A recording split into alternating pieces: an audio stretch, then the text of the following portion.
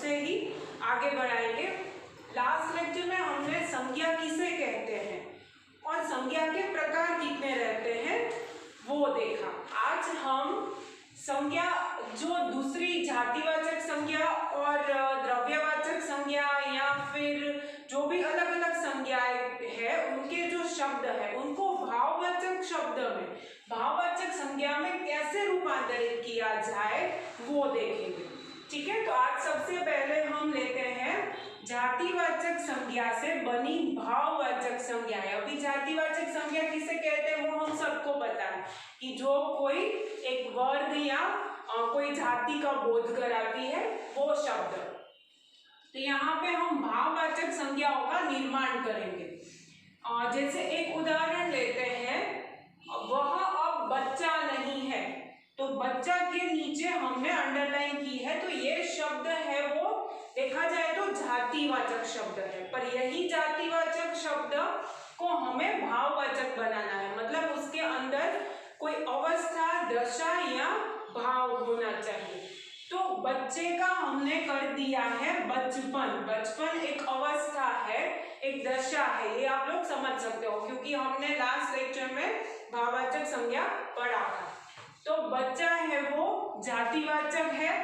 बच्चा मतलब यहाँ पे कोई एक बच्चे की बात नहीं की गई है पर सब बच्चे की बात की गई है। तो बच्चा का हो गया यहाँ पे भाववाचक बचपन। ऐसे ही हम दूसरा उदाहरण ले रहे हैं, वह बड़ा पंडित है। तो पंडित है मतलब पूरी जाति की बात हो रही है यहाँ पे, तो वही पंडित का हम भाववाचक कर रहे हैं तो क्या हो जाएगा पांडित्य। तो ये हो गया उसकी भाववाचक संज्ञा। दूसरे और दो तीन उदाहरण हम देखते हैं, जैसे कि आदमी। आदमी एक अवस्था है, आदमी एक दशा है, एक आदमी एक जातिवाचक संज्ञा है, बराबर। यहाँ पे कोई एक आदमी की कोई एक इंसान की बात नहीं हो रही है, सब आदमी की बात हो रही है, तो यहाँ पे क्या हो जाएगा आदमीयत। वैसे ही दूसरा एक हम ले लेते हैं उदाहरण मानव। तो मानवता का क्या हो जाएगा, मानव का क्या हो जाएगा मानवता। मानव मतलब सब इंसान, तो सब इंसान मतलब वो क्या हो गया जातिवाचक संज्ञा, और उससे हमने भाव मतलब कि मानवता होनी चाहिए सबके अंदर, है ना। हम मानव है तो हमारे अंदर मानवता होनी चाहिए।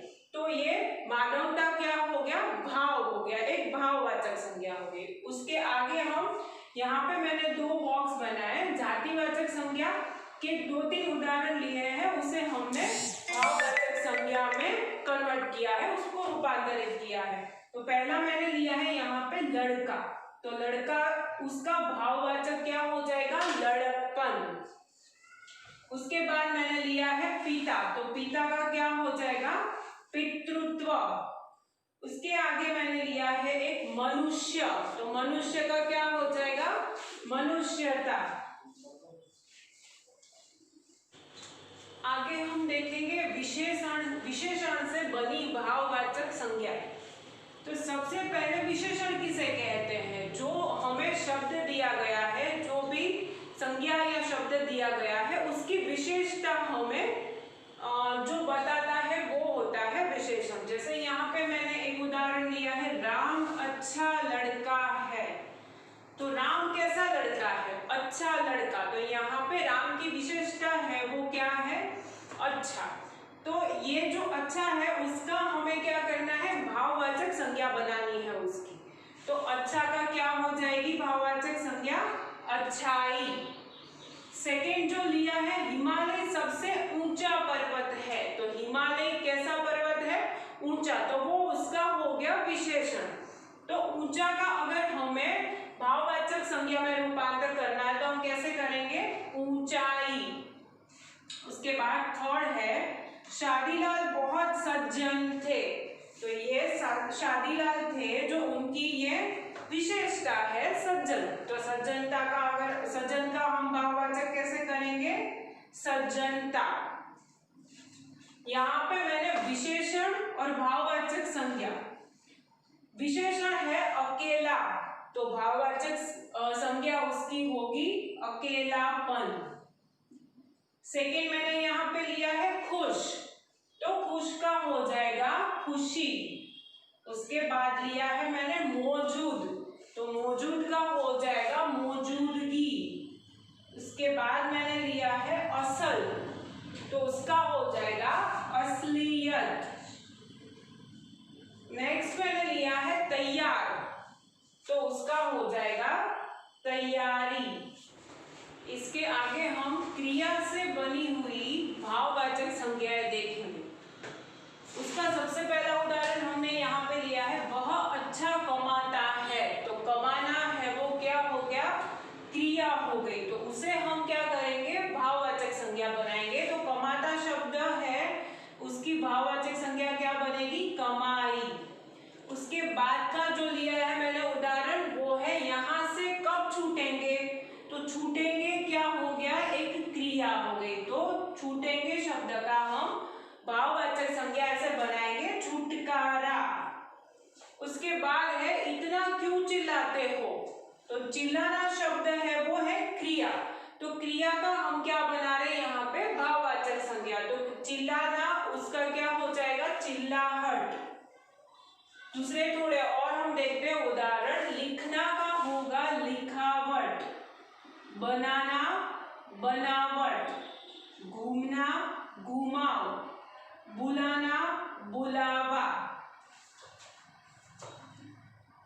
तो ये हमने यहाँ पे देखा कि कैसे हमने विशेषण से, क्रिया से और संज्ञा से, संज्ञा के दूसरे भी प्रकार है, स्पेशली जो यहाँ पे जातिवाचक संज्ञा है वो पूछी जाती है, तो उसका हमने भाववाचक संज्ञा में रूपांतर किया हुआ है। अभी यहाँ पे हम थोड़े सब शब्द है वो साथ में ले रहे हैं, कोई क्रिया है या कोई विशेषण है या कोई जातिवाचक संज्ञा है। पहले हमने कैसे किया कि सब अलग अलग लिया, तो आप लोगों को समझ में आ गए। तो अभी जब ये शब्द एक साथ दिए जाते हैं तो फिर हमें कैसे समझ में आएगा, तो इसके लिए मैंने क्या किया है, सब जो प्रकार है उसमें से अलग अलग शब्द लिए हैं और उसे हम सॉल्व करेंगे। तो सबसे पहले मैंने लिया है थकना, तो थकना का होगा थकावट या थकान। उसके बाद दूसरा मैंने लिया है सादा, सादा का क्या हो जाएगा, सादगी। थर्ड मैंने लिया है सुंदर, तो उसका हो जाएगा सौंदर्य या फिर सुंदरता। उसके बाद है असल, तो असल का हो जाएगा असलियत। उसके बाद है जलना, तो जलना का क्या होगा भाववाचक, जलन। उसके बाद है जगमगाना, मतलब जगमगाहट। आगे देखते हैं पछताना, यहाँ पे ये क्रिया हो गई, तो क्या हो गया, पछतावा। उसके बाद है छुड़ाना, तो छुड़ाव। उसके बाद है वक्त, तो वक्त का हो गया भक्ति। उसके बाद है नेता, तो नेता का हो गया नेतृत्व। उसके बाद है सती, तो सती का हो गया सतीत्व। और लास्ट है माता, तो माता का क्या हो जाएगा, मातृत्व। पिता का क्या हो जाएगा, पितृत्व। ठीक है, तो अभी सबको क्लियर हो गया भाववाचक संज्ञा है, हमें भाववाचक संज्ञा कैसे बनानी है।